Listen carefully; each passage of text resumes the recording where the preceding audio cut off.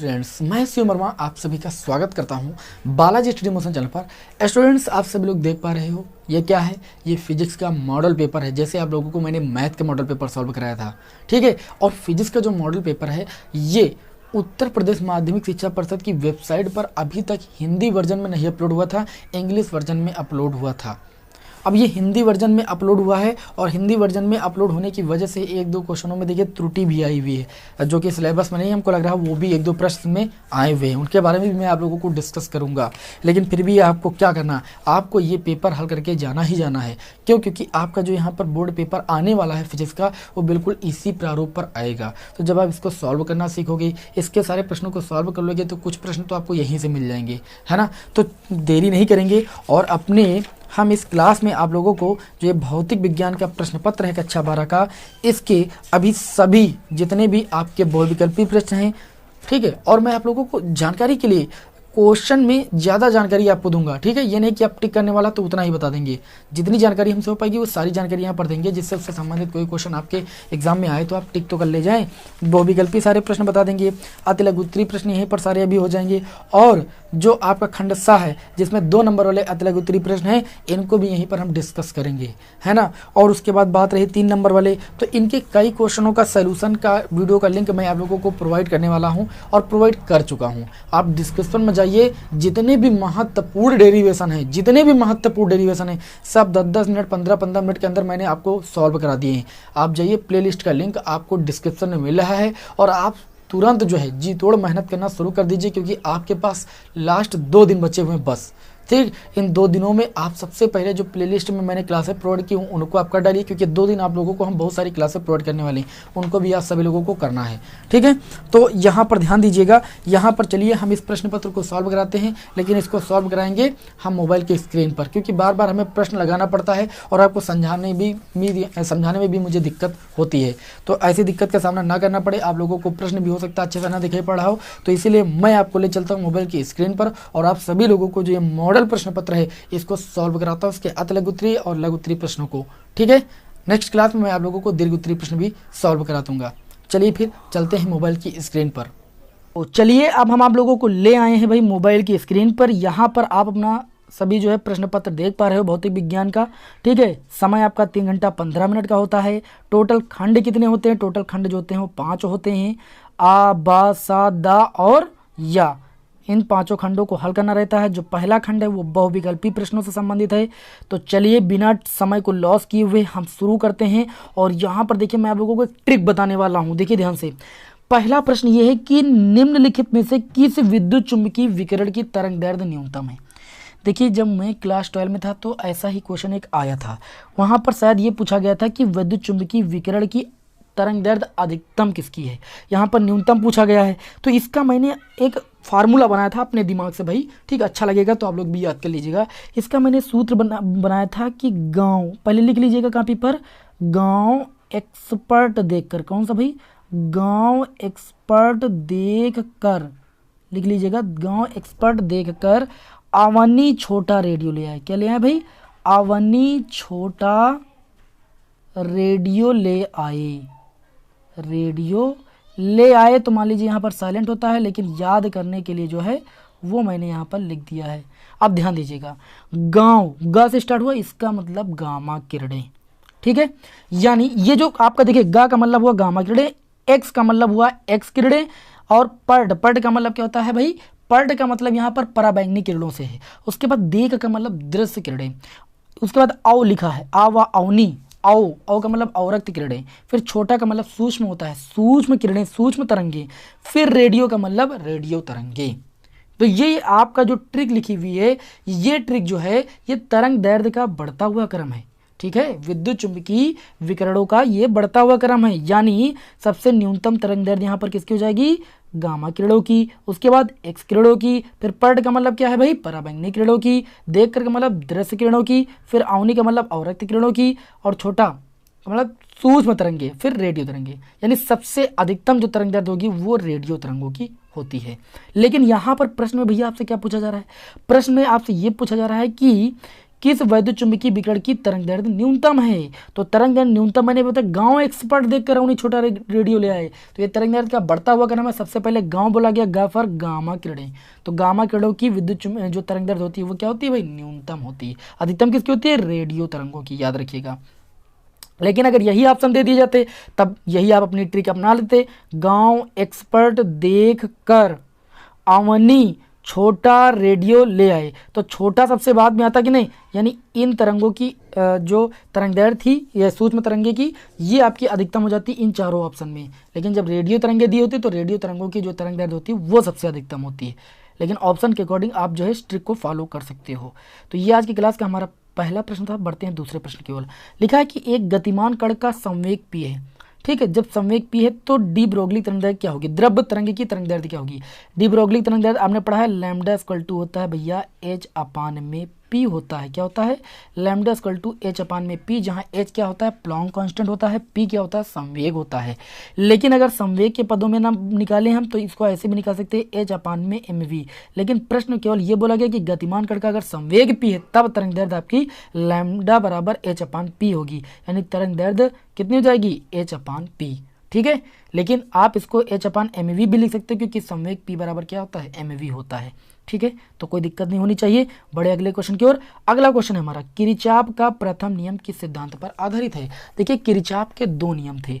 प्रथम नियम को हम धारा के नियम के नाम से भी जानते हैं और भी कई नियमों के नाम से जानते हैं, लेकिन बात यहाँ पर यह पूछी गई कि जो किरचॉफ का प्रथम नियम है, ठीक है, वह किस संरक्षण के सिद्धांत पर आधारित है? तो जो किरचॉफ का प्रथम नियम है ये आवेश संरक्षण के सिद्धांत पर आधारित है। इस सिद्धांत इस नियम में क्या बताया गया कि जो आने वाली किसी भी संधि पर मिलने वाली समस्त धाराओं का जो बीजगणितीय योग होता है वो क्या होता है? शून्य होता है। या इसको दूसरी भाषा में ये भी बोला गया था कि आने वाली धाराओं का जो योग होता है वो जाने वाली धाराओं के योगफल के क्या होता है भाई? बराबर होता है। इसी को हम धारा का नियम कहते हैं। तो किरचॉफ का जो प्रथम नियम है वो किस सिद्धांत पर आधारित है? वो आवेश संरक्षण के सिद्धांत पर आधारित है, याद रखिएगा। और अगर पूछा जाए किरचॉफ का जो द्वितीय नियम होता है, किरचॉफ का द्वितीय नियम, तो जो द्वितीय नियम होता है वो किस सिद्धांत पर आधारित है? तो द्वितीय नियम जो होता है वो ऊर्जा संरक्षण के सिद्धांत पर आधारित है। ये प्रश्न भी एग्जाम में कई बार आया है। ऊर्जा संरक्षण के सिद्धांत पर आधारित है किरचॉफ का भैया द्वितीय नियम। और प्रथम नियम आवेश संरक्षण के सिद्धांत पर आधारित है। याद रहेगा आप सभी को? जी बिल्कुल। चलिए बढ़ते हैं अगले क्वेश्चन की ओर। अगला क्वेश्चन है हमारा, पीएन संधि डायोड में उत्क्रम संतृप्त धारा का कारण क्या भैया? पीएन संधि डायोड में उत्क्रम संतृप्त धारा का क्या कारण है? तो उत्क्रम संतृप्त धारा का कारण यहाँ पर यह होता है कि अल्पसंख्यक आवेश की उपस्थित होती है। अल्पसंख्यक आवेश, ठीक है। पीएन संधि डायोड में उत्क्रम संतृप्त धारा का कारण यह है कि अल्पसंख्यक आवेश। यहाँ पर जो इस क्वेश्चन का राइट आंसर हो जाएगा वो ऑप्शन नंबर आपका फर्स्ट हो जाएगा। क्लियर? बढ़े अगले क्वेश्चन की ओर भाई। टाइम क्लोज नहीं करेंगे भाई क्योंकि आप सभी लोगों का समय बहुत ज़्यादा महत्वपूर्ण है। अगला क्वेश्चन है, लास्ट हमारा बहुविकल्पी है। यहाँ पर आपके बहुविकल्पी प्रश्न शायद 6 आती है, 5वां है, ठीक है। तो 5वां है, पी टाइप एवं एन टाइप में क्रमशः बहुसंख्यक आवाहक होते हैं। मैं आप लोगों को देखो यहाँ पर पूरी बात स्पष्ट किए दे रहा हूँ, ठीक है। आपसे पूछा गया पी टाइप एवं एन टाइप में क्रमशः बहुसंख्यक वाहक कौन होते हैं? अगर अल्पसंख्यक पूछ लिया जाता है तो क्या करोगे प्रश्न में? तो यहाँ पर जान लीजिए। देखिए पी टाइप में क्या होता है? पी टाइप पहले जान लीजिए, पी टाइप है ना, सुन लीजिएगा, कॉपी पेन साथ में लेकर बैठिएगा भाई। पी टाइप में क्या होता है? पी टाइप में बहुसंख्यक आवेश वाहक जो होते हैं वो कोटर होते हैं। पी टाइप में क्या होते हैं भाई? पी टाइप में बहुसंख्यक आवेश वाहक भैया कोटर होते हैं। और अल्पसंख्यक आवेश वाहक क्या होते हैं? इलेक्ट्रॉन होते हैं। क्या होते हैं? अल्पसंख्यक आवेश वाहक इलेक्ट्रॉन होते हैं पी टाइप में। बात समझे? पी फॉर पॉजिटिव, कोटर पॉजिटिव होता है। तो ये याद रखिएगा कि पी टाइप में जो बहुसंख्यक आवेश वाहक होते हैं वो कोटर होते हैं और जो अल्पसंख्यक वाहक होते हैं वो आपके इलेक्ट्रॉन होते हैं। लेकिन अगर बात करें यहाँ पर एन टाइप की, तो एन टाइप में क्या होता है? एन टाइप में जो बहुसंख्यक आवेश वाहक होते हैं वो आपके भैया इलेक्ट्रॉन होते हैं। क्या होते हैं? इलेक्ट्रॉन होते हैं। और अल्पसंख्यक आवेश वाहक क्या होते हैं भैया? कोटर होते हैं। आई बात समझ में? तो यहां पर देखिए पहले पी टाइप बोला गया, तो पी टाइप में बहुसंख्यक कोटर होते हैं और उसके बाद एन टाइप में बहुसंख्यक क्या होते हैं? इलेक्ट्रॉन होते हैं। तो यहां पर हम ऐसा ऑप्शन ढूंढेंगे कोटर और इलेक्ट्रॉन वाला, कोटर और इलेक्ट्रॉन वाला। तो यहां पर इन दो ऑप्शन में तो कुछ नहीं है, यानी ये दोनों ऑप्शन आपके गलत हैं। चलिए आगे देखते हैं तीसरे और चौथे ऑप्शन की ओर। तो तीसरे ऑप्शन में यहाँ पर भैया लिखा हुआ है, तीसरे ऑप्शन में आप देख सकते हो कोटर इलेक्ट्रॉन। क्लियर हुई बात? पी टाइप में आवेश वाहक जो बहुसंख्यक आवेश वाहक क्या होते हैं भाई? कोटर, और एन टाइप में इलेक्ट्रॉन। याद रहेगा आप सभी को? जी बिल्कुल याद रहेगा। बढ़ते हैं अपने इस लास्ट बहुविकल्पी प्रश्न की ओर। लिखा है कि मीटर सेतु की तार निम्न में से किस धातु की बनी होती है। तो मीटर सेतु की जो तार होती है, मैं देखिए इसके बारे में स्पष्ट कर दूं आप सभी लोगों को। जो मीटर सेतु का तार होता है ये मिश्र धातु का बना होता है। किसका बना होता है भैया? भैया मिश्र धातु का। मिश्र धातु का मतलब कई धातुएं जुड़ी होती हैं। अब कौन कौन सी धातुएं होती हैं नाम लिख लीजिएगा। इसमें होता है नाइक्रोम, लिख लीजिए भाई नाइक्रोम, और जो भी धातु मिल जाएगी उसी को टिक कर दीजिएगा। नाइक्रोम, मैग्नीन, है ना, मैग्नीन, और कौन सी धातु होती है? कांस्टेंट, ठीक है। 3 धातु होती हैं। मीटर सेतु का जो तार होता है मिश्र धातु का बना होता है। इसमें जो है नाइक्रोम, मैग्नीन और कांस्टेंट जो है आपकी धातुएं होती हैं मिश्र धातु में। तो यहाँ पर देखा जाए तो ना तो आपका भैया नाइक्रोम कहीं ऑप्शन में है और ना तो कांस्टेंट है, लेकिन मैग्नीन तो है। मैग्नीन को यूरेका भी बोला जाता है। तो यहाँ पर जो ऑप्शन नंबर 3 हो जाएगा वो आपकी इस क्वेश्चन का भैया राइट आंसर हो जाएगा। चलिए इसको घायल कर देते हैं। ठीक, बात समझ में आ गई कि नहीं समझ में आ गई? चलिए बढ़े अगले क्वेश्चन की ओर भाई। हाँ ठीक, बिल्कुल समय को लॉस नहीं करेंगे भाई, आप परेशान मत होइए। देखिए हमारा अगला जो खंड आया है वो है हमारा खंड बा। कौन सा खंड भैया? खंड बा। खंड बा में जो भी प्रश्न पूछे जाएंगे एक एक नंबर में पूछे जाएंगे। पहला है आपका वामर श्रेणी की न्यूनतम तरंग दैर्ध्य क्या है। चलिए हम वामर श्रेणी की ओर ले चलते हैं आप सभी लोगों को, यानी लाइमर, बामर, पाशन, ब्रैकेट, फुंड, इन सब श्रेणियों को अच्छी तरीके से पढ़ा होगा। चलिए आपको हम ले चले थोड़ा सा। यहाँ पर देखिए मैंने आपके लिए जो है सॉल्यूशन की पीडीएफ बढ़िया अच्छे तरीके से बनाई हुई है और इस पीडीएफ को हम प्रोवाइड भी कर देंगे भाई टेलीग्राम चैनल पर। क्यों परेशान हैं आप? ठीक है, देखिए भाई। तो पहला प्रश्न ये था कि वामर श्रेणी। तो वामर श्रेणी के बारे में जान लेते हैं कि जब परमाणु किसी ऊर्जा स्तर से दूसरे ऊर्जा स्तर में लौटता है तो उत्सर्जित स्पेक्ट्रम की जो रेखाएं होती हैं वो दृश्य भाग में प्राप्त होती है। तो वामर श्रेणी की बात हो गई। उसके बाद बात करें वामर श्रेणी के लिए जो n1 का मान होता है वो क्या होता है? 2 होता है, और n2 का मान 3, 4, 5 जो भी जिस हिसाब से निकालना होता है हमें। ठीक है, अब यहाँ पर प्रश्न में ये बोला गया था कि जो वामर श्रेणी इसकी न्यूनतम तरंग दैर्ध्य क्या है। तो आपको एक लाइन में आंसर लिखना है। वामर श्रेणी की जो न्यूनतम तरंग दैर्ध्य होती है वो कितनी होती है? 3640 एंगस्ट्राम होती है, यानी 3640 एंगस्ट्राम होती है। और अगर बात करें हम वामर श्रेणी की अधिकतम तरंग दैर्ध्य की, तो अधिकतम तरंग दैर्ध्य जो होती है उसकी 6563 एंगस्ट्राम होती है। कितनी होती है भैया? 6563 एंगस्ट्राम होती है। अब ये नहीं कि मॉडल प्रश्न में यही पूछा गया है कि वामर श्रेणी की न्यूनतम तरंग दैर्ध्य क्या होती है तो आप इसी को रट लो। नहीं, आपको यहाँ पर जितनी भी श्रेणियां हैं लाइमर, बामर, पाशन, ब्रैकेट, फुंड, सबकी जो है न्यूनतम तरंग दैर्ध्य और अधिकतम तरंग दैर्ध्य याद होनी चाहिए। तो वामर श्रेणी की न्यूनतम तरंग दैर्ध्य होती है 3640 एंगस्ट्राम और अधिकतम तरंग दैर्ध्य होती है 6563 एंगस्ट्राम होती है। चलिए ठीक है, बड़े फिर अगले क्वेश्चन की ओर। अब चलिए फिजिक्स का प्रश्न पत्र अगेन हमें खोलना पड़ेगा और यहाँ पर देखते हैं यहाँ पर जो खंड बा था इसका जो दूसरा क्वेश्चन है वो कौन सा है। तो दूसरा क्वेश्चन यहाँ पर ये है कि एकल गोली पृष्ठ पर प्रकाश के अपवर्तन का सूत्र। देखिए ये डेरिवेशन बहुत ज़्यादा इंपॉर्टेंट है बोर्ड एग्जाम की दृष्टि से, और दोनों का जो व्यंजक है वो एक ही आता है। अवतल पृष्ठ के लिए निकालिए चाहे उत्तर पृष्ठ के लिए निकालिए। तो एकल गोली पृष्ठ पर प्रकाश के अपवर्तन का सूत्र देखिए भैया, इसके लिए हम क्या आप लोगों को बताएंगे तो आपको अच्छी तरीके से यहाँ पर हम बता ही देते हैं। चलिए यहाँ पर देखते हैं जो दूसरा आंसर है खापाट। ठीक है, एकल गोली पृष्ठ के लिए यहाँ पर ध्यान दीजिएगा, एकल गोली पृष्ठ पर प्रकाश के अपवर्तन का सूत्र होता है n1/v माइनस n। ये देखिए मैंने सूत्र भैया गलत लिख दिया, यहाँ पर n1/v नहीं है, यहाँ पर n2/v। इसको सही कर लीजिएगा, n2/v माइनस का n1/u बराबर n2 माइनस n1/v में r। या इसी सूत्र को ऐसे भी लिखा जाता है, कैसे लिखा जाता है? n/v minus 1/u equal to n minus 1/r। देखिए इसका निगमन अच्छे तरीके से करना सीख लेना, या तो अवतल पृष्ठ के लिए या तो उत्तल पृष्ठ के लिए एग्जाम में कई बार पूछा जा चुका है। तो ये जरूर आप तैयार कर लीजिएगा अच्छे तरीके से। ठीक, तो याद हो गया आप लोगों को कि एकल गोली पृष्ठ पर प्रकाश के अपवर्तन का सूत्र क्या होता है? n2/v माइनस n1/u बराबर n2 माइनस n1/r। या इसको लिख सकते हो n/v माइनस 1/u बराबर n माइनस 1/r। उम्मीद करता हूं कि ये प्रश्न भी आपको तो तैयार हो ही गया होगा। ठीक है, पीडीएफ आपको उपलब्ध करा देंगे, पहले आप सुन तो लीजिए प्रश्न पत्र को, क्या हम बता रहे हैं कैसे प्रश्न आएंगे, कैसे हल करना है, पहले सुन तो लीजिए, धैर्य रखिए, अभी हल हो जाएगा।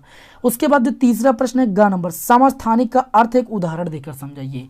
तो समस्थानिक को भी हम आप लोगों को यहाँ पर समझा देते हैं भाई, समस्थानिक क्या होता है। आप लोगों ने समस्थानिक की परिभाषा तो अच्छी तरीके से पढ़ी है, इसको क्या समझाने की जरूरत है भाई। चलिए यहाँ पर देखिए मैंने समस्थानिक के बारे में डिस्क्राइब कर दिया अच्छे तरीके से, समस्थानिक, समभारिक, समन्यूट्रॉनिक। हालांकि अगर हम बात करें समस्थानिक की। तो सभी लोगों को पता है कि ऐसे तत्व जिनका परमाणु क्रमांक समान, परमाणु भार भिन्न भिन्न होता है, ऐसे तत्व जिनका परमाणु क्रमांक समान तथा परमाणु भार भिन्न भिन्न होता है वो समस्थानिक कहलाते हैं।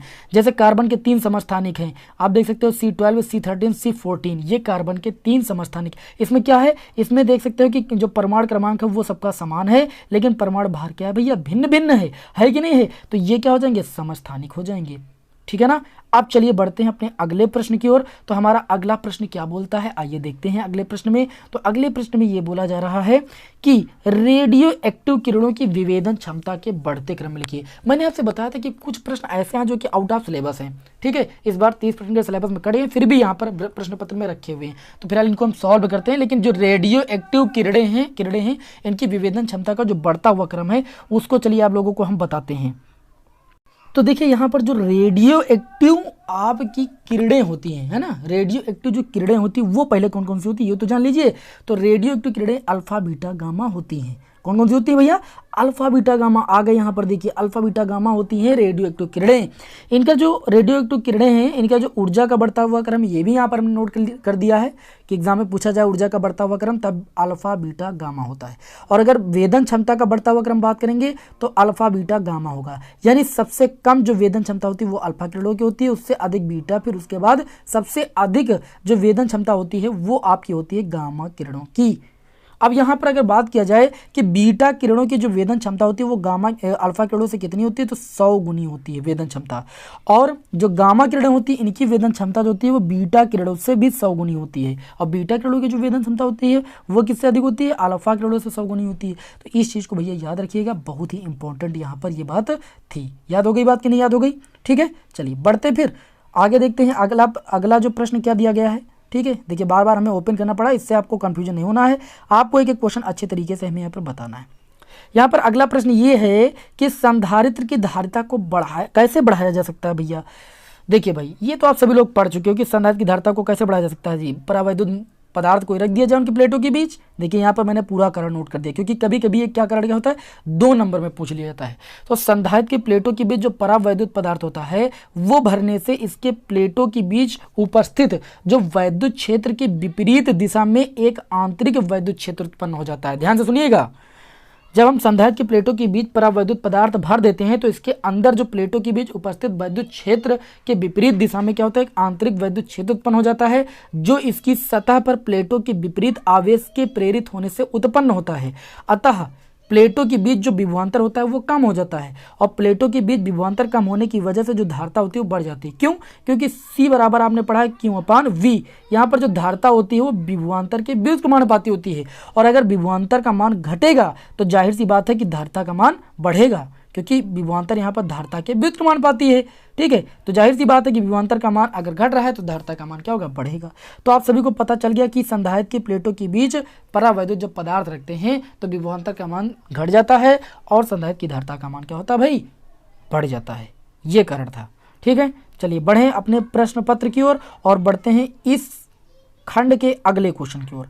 अगले क्वेश्चन में क्या बोला जा रहा है, अगले क्वेश्चन में ये आपसे बोला जा रहा है कि AND गेट के लिए लॉजिक प्रतीक, ये थोड़ा सा गलत लिखा हुआ है।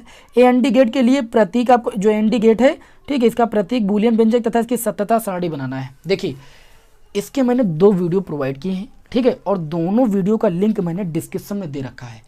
अगर गेट वाले टॉपिक में कोई भी प्रॉब्लम होगी, और यदि आप एक 11 मिनट का वीडियो है, एक 15 मिनट का वीडियो है, और उन दोनों वीडियो को आप देख लेते हो, गारंटी है कि आप गेट से आने वाले प्रश्न को आप जो है हल कर लोगे एग्जाम में। हालांकि जो गेट है देखा जाए तो इस बार के सिलेबस में नहीं है, लेकिन अब क्या करें भाई, यहाँ पर मॉडल प्रश्न पत्र में दिया है तो आ भी सकता है, इसलिए यहाँ पर हम आपको पढ़ाएंगे। तो यहाँ पर चलिए हम बताते हैं आपको AND गेट की सत्यता सारणी, बूलियन व्यंजक, है ना, कैसे आपको लिखना है। देखिए इसका क्या होता है, पहले AND गेट होता क्या वो बता देते हैं आपको। AND गेट क्या होता है, यह एक ऐसा गेट है जिसमें 2 या 2 से अधिक निवेश चर होते हैं। आप देख सकते हैं यहाँ पर A और B निवेश इनपुट, और एक निर्गत चर Y होता है, इसको आउटपुट बोलते हैं। ठीक है, ये AND गेट होता है। AND गेट का ये प्रतीक, इसको बनाना जान लीजिए। ठीक है, और भी जो OR गेट है, NOR गेट है, उसका भी प्रतीक आप लोग जान लीजिए अच्छे तरीके से। ठीक है, तो यहाँ पर जो AND गेट है इसमें क्या होता है, 2 आपके निवेश चर होते हैं A और B, और इसमें एक निर्गत चर होता है Y। तो ये हो गया ए एन डी गेट का क्या भैया प्रतीक। और इसके बूलियन व्यंजक की बात करें तो इसका बूलियन व्यंजक होता है A dot B equal to Y. इसको पढ़ा क्या जाता है, इसको पढ़ा जाता है A and B equals Y पढ़ते हैं। क्या पढ़ते हैं, A and B equals Y पढ़ते हैं। अगर हम इसके सत्यता सारणी की बात करें तो सत्यता सारणी तभी बन पाती है जब इसका हम क्या बनाते हैं, परिपथ आरेख बनाते हैं। तो परिपथ आरेख यहाँ पर देखिए बना दिया, ये आपकी बैटरी लगी हुई आप देख सकते हैं। यहाँ पर दो कुंजी हमने जोड़ी है श्रेणी क्रम में। यहाँ पर हमने एक क्या आउटपुट यानी बल्ब लगाया हुआ है। अब देखिए यहाँ पर हम क्या करते हैं, यहाँ पर मैंने सारणी बनाने के लिए इनपुट लिखा और आउटपुट लिखा। अब यहाँ पर इनपुट आउटपुट लिखेंगे, देखिए कैसे। जब हम क्या करेंगे, पहली कुंजी भी खुली रहने देंगे और दूसरी कुंजी भी खुली रहने देंगे। तो खुली रहने को हम 0 से लिखते हैं। तो जब यहाँ से करंट जाएगा, यहाँ से जाएगा, तो जब ये खुली रहेगी कुंजी तो आगे करंट बढ़ेगा ही नहीं, और जब आगे करंट नहीं बढ़ेगा तो जाहिर सी बात बल्ब हमारा नहीं जलेगा, यानी आउटपुट जो प्राप्त होगा वो शून्य प्राप्त होगा। यहाँ पर हम शून्य लिखेंगे। ये पहला स्टेप हो गया। दूसरे स्टेप में क्या किया मैंने, दूसरे स्टेप में हमने कुंजी जो ए थी उसको मैंने बंद कर दिया। बंद को हम ए से लिखते हैं, लेकिन कुंजी बी को हमने खोल दिया। तो जब इसको बंद किया तो धारा यहीं तक तो रह जाएगी, बी के आगे तो जाएगी नहीं, और जब जाएगी नहीं तो ये बल्ब फिर नहीं जलेगा, यानी आउटपुट हमें फिर शून्य प्राप्त होगा। ठीक है, इसलिए हमने 0 लिख दिया यहाँ पर। बात समझ आ गई। उसके बाद जो तीसरी कंडीशन में मैंने क्या किया कि जो ये पहली वाली कुंजी थी इसको खुला छोड़ दिया और दूसरी वाली को बंद कर दिया, तब भी यहाँ तक धारा नहीं पहुंचेगी और बल्ब नहीं जलेगा, तो यहाँ पर 0 लिख दिया। बात समझ आ रही कि नहीं समझ आ रही। और उसके बाद चौथी स्थिति में मैंने क्या किया, दोनों कुंजियों को बंद कर दिया, और दोनों कुंजियों को बंद कर दिया तो धारा यहाँ से होते होते होते यहाँ पर बल्ब तक आ गई और इधर से धारा गई। इस प्रकार आउटपुट प्राप्त होने पर यह बल्ब जलने लगेगा, इसलिए यहाँ पर 1 लिख दिया गया। बात समझ आई कि नहीं समझ आई। इस तरीके से सत्यता सारणी आपको बनाना है। मैंने बहुत अच्छे तरीके से आपको सत्यता सारणी जो है बनाना बताया है सभी गेटों की। ठीक है, तो उसको आप देख लीजिएगा। इस तरीके से जो हमारा ये खंड बा था ये आपका सॉल्व होता है। अब हम बढ़ते हैं 2 नंबर वाले प्रश्न की ओर, है ना। यहाँ पर 2 नंबर वाले प्रश्न भी आपको इस वीडियो में हल करा देंगे। आप सभी लोगों को जो लॉन्ग क्वेश्चन है उनको हम थोड़ा सा आप लोगों को अगले वीडियो में सॉल्व कराएंगे। वीडियो सोल्यूशन भी आपको देंगे। देखिए लिंक आपको एक दी जा रही है डिस्क्रिप्शन में, उसको जाके देख लीजिए, क्योंकि उसमें मैंने प्लेलिस्ट का लिंक दिया आपको। उसमें सभी महत्वपूर्ण डेरिवेशन है ओवरऑल चैप्टर के, और जो अभी नहीं कराएं वो कराएंगे। ठीक है, कराएंगे वीडियो के माध्यम से। यहाँ पर देखिए जो खंड सा है आपका, कौन सा भाई, खंड सा। तो खंड सा का जो पहला प्रश्न है, पहले प्रश्न में बोला जा रहा है कि वैद्युत फ्लक्स की परिभाषा तथा मात्रक लिखिए और ऋणात्मक वैद्युत फ्लक्स का क्या अर्थ है। यह प्रश्न 2 अंकों में पूछा गया। 2 अंक तभी मिलेंगे जब आप वैद्युत फ्लक्स की परिभाषा और मात्रक लिखोगे तो 1 अंक मिलेगा, और जब ऋणात्मक वैद्युत फ्लक्स का अर्थ लिखोगे तो 1 अंक और मिलेगा। टोटल 2 अंक मिलेंगे। तो चलिए हम यहाँ पर इसको समझा देते हैं, अच्छे तरीके से आपको एक्सप्लेन कर देते हैं कि वैद्युत फ्लक्स होता क्या। फ्लक्स ग्रंथिकाओं की संख्या होती है भाई वैद्युत फ्लक्स। ठीक है, तो वैद्युत फ्लक्स देखिए यहाँ पर वैद्युत फ्लक्स के बारे में मैंने दिखाया है। वैद्युत फ्लक्स की देखिए यहाँ पर क्या लिखा हुआ है कि वैद्युत क्षेत्र में स्थित किसी क्षेत्रफल से अभिलंबवत दिशा में गुजरने वाली वैद्युत बल रेखाओं की जो संख्या होती है उसी को क्या बोलते हैं भैया, हम वैद्युत फ्लक्स बोलते हैं। वैद्युत फ्लक्स को भैया हम फाई ई से लिखते हैं। किससे लिखते हैं भैया, फाई ई से लिखते हैं। ठीक है, सभी को पता होगा। अब यहाँ पर ध्यान दीजिएगा, वह इसका जो मात्रक होता है वो वोल्ट मीटर होता है। और सबसे मोस्ट इंपॉर्टेंट बात मैंने आप सभी को बताई भी थी जब मैंने क्लास ली थी। मोस्ट इंपॉर्टेंट बात यह है कि यदि किसी बंद सतह से वैद्युत बल रेखाएं गुजरती हैं, बंद सतह से वैद्युत बल रेखाएं इससे बाहर की ओर निकले, कोई एक सतह है और वैद्युत जो बल रेखाएं हैं वो इसके बाहर की ओर निकले, तो जो वैद्युत फ्लक्स होता है वो क्या होता है भैया, धनात्मक होता है। और जब अंदर की ओर जाती हैं तो वैद्युत फ्लक्स क्या होता है भैया, ऋणात्मक होता है। ठीक है, तो ऋणात्मक होने का मतलब समझ गए कि वैद्युत फ्लक्स ऋणात्मक कब होता है, जब वैद्युत बल रेखाएं क्या होती हैं, वैद्युत क्षेत्र में रखे जो आपका क्या होता है, क्षेत्रफल होता है, कोई काल्पनिक पृष्ठ होता है। तो जब वैद्युत बल रेखाएं बंद पृष्ठ से अंदर की ओर जाती हैं तब वैद्युत फ्लक्स क्या होता है, ऋणात्मक। और जब बाहर की ओर जाती हैं यानी निकलती हैं तो वैद्युत फ्लक्स धनात्मक होता है। उम्मीद करता हूं कि आप सभी लोगों ने जो इस खंड का पहला प्रश्न था वैद्युत फ्लक्स क्या होता है, इसका मात्रक क्या होता है ये भी जान लिया, और वैद्युत फ्लक्स को फाई से प्रदर्शित करते हैं ये भी जान लिया। इसका मात्रक वेबर भी होता है भैया, है ना। ऋणात्मक धनात्मक दोनों वैद्युत फ्लक्स का मतलब जान लिए होंगे। उसके बाद बढ़ते हैं खा नंबर की ओर। खा नंबर में बोला जा रहा है कि एक तार में 5 एम्पीयर की धारा बह रही है, अनुप्रस्थ काट से प्रति मिनट कितने इलेक्ट्रॉन गुजरते हैं। तो इस प्रश्न को अगर ना हल कर पाओ तो भैया बेकार है, क्योंकि ये प्रश्न तो बहुत ही आसान है। देखिए इसमें क्या बताया जाए, इसमें आपको पहले धारा दी गई है तो आप यहाँ पर क्या लिखोगे, धारा लिख लोगे। धारा 5 एम्पीयर दी गई, 5 एम्पीयर लिख लिया। समय आपको 1 मिनट दिया गया था, 1 मिनट का मतलब 60 सेकंड। और यहाँ पर आपको इलेक्ट्रॉनों की संख्या n का मान निकालना है। सूत्र लगा के दोगे आवेश की परिभाषा से Q बराबर NE, और Q बराबर IT भी तो पढ़ा है, तो Q के बराबर IT रख दिया, इक्वल टू NE। हमें n का मान निकालना है, n को रोक लिया और बाकी उधर 75 कर दिया, तो ये हो गया IT अपान में E। और E क्या है, इलेक्ट्रॉन पर चार्ज, वो मैंने मान रख दिया यहाँ पर। और आप देख सकते हो आई का मान 5 था और ये यहाँ पर देखिए मैंने 600 लिख दिया, देखो गलती से ये 60 सेकंड है तो ये 600 हटा दीजिएगा। अब ये 600 नहीं होगा, जब इस पॉइंट को हटाएंगे तब यहाँ पर 0 पड़ेगा, है ना, डायरेक्ट आपको नहीं करना। उसके बाद यहाँ पर देखिए 6 पंचे 30 हो जाएगा और 30 उसके बाद 2 जीरो 2 यानी 3000 हो जाएगा, बटे में 16 गुणे 10 की घात -19 हो जाएगा। इसको हल करोगे तो 1.875 गुणे 10 की घात 21 आएगा। ये इलेक्ट्रॉनों की संख्या, इसका कोई मात्रक नहीं होगा। समझ गए होंगे, नॉर्मल सा न्यूमेरिकल था, आप सभी लोगों को यहाँ पर व्हाइट बोर्ड पर बताने की कोई विशेष आवश्यकता नहीं थी। ठीक, अच्छा 10 का न्यूमेरिकल था भैया, अगर आप ना समझ पाए तो बेकार है। ठीक, चलिए आप बढ़ते हैं अपने इस खंड के अगले क्वेश्चन की ओर। तो अगले क्वेश्चन में क्या बोला जा रहा है, अगला क्वेश्चन देखिए हम नहीं सॉल्व कराएंगे क्योंकि ये क्वेश्चन आप लोगों को हम देंगे। अभी इस टाइप का क्वेश्चन मैंने सॉल्व भी कराया है और बामर श्रेणी के बारे में ही बताया। यहाँ पर पूछा जा रहा है हाइड्रोजन स्पेक्ट्रम की बामर श्रेणी की द्वितीयक रेखा की तरंगदैर्ध्य रिडबर्ग नियतांक के पदों में लिखिए। ठीक है, बामर श्रेणी पढ़ लीजिएगा, रिडबर्ग नियतांक के पदों में आपको क्या लिखना है, उसकी तरंगदैर्ध्य लिखना है, लिख लोगे आप सभी लोग। ये क्वेश्चन मैं आप सभी पर छोड़ रहा हूँ।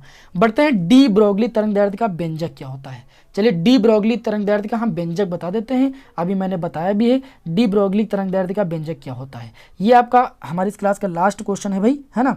तो डी ब्रोगली तरंगदैर्ध्य का व्यंजक क्या होता है, लैम्डा इक्वल टू h/mv मैंने बताया, h/p बताया। जहाँ लैम्डा क्या होती है भाई, तरंगदैर्ध्य होती है, h क्या होता है, प्लांक कांस्टेंट होता है, m क्या होता है, m कण का द्रव्यमान और v कण का वेग होता है। तो ये होता है डी ब्रोगली तरंगदैर्ध्य का व्यंजक, क्या होता है, लैम्डा इक्वल टू h/mv या h/p।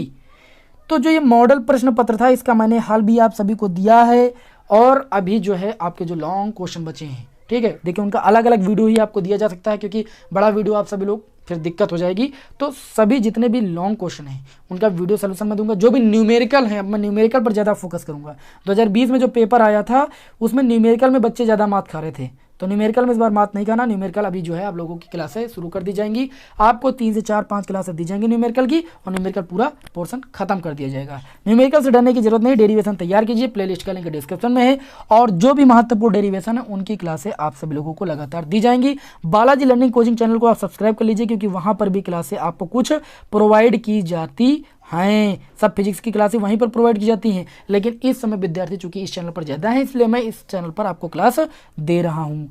ठीक है, तो ये था यूपी बोर्ड का ओरिजिनल पेपर। ठीक है, इसको मैंने हल कराया और अभी जो पार्ट बचा उसको आगे के जो है वीडियो में हल कराऊंगा।